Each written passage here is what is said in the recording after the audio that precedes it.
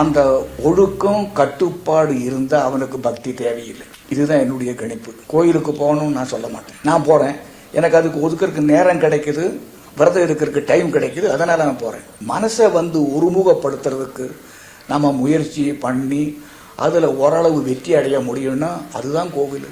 நீங்கள் கோவிலுக்கு போக வேண்டியதில்லை. ஆயிரக்கணக்கான உங்களுடைய மனசு அந்த எண்ணம் ஒரு கோயிலில் போய் சேரும்போது அந்த இடத்துக்கு ஒரு சக்தி உண்டாகுது. கடவுள் இருக்காரோ இல்லையோ அதை நம்ம மறுக்க முடியாது.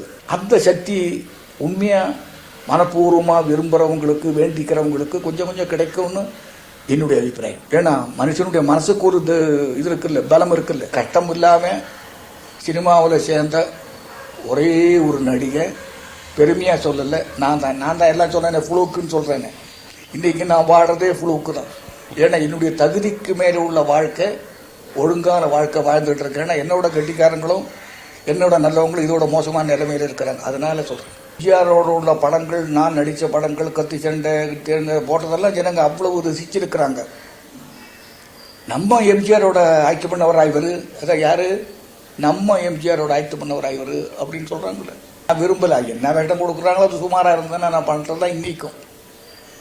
குறை ஏதாவது இருந்ததுன்னு சொல்லுவேன் டைரக்டர், இல்லை சார் அப்படி தான் இருக்கணும் சார் அப்படின்னா ஓகே.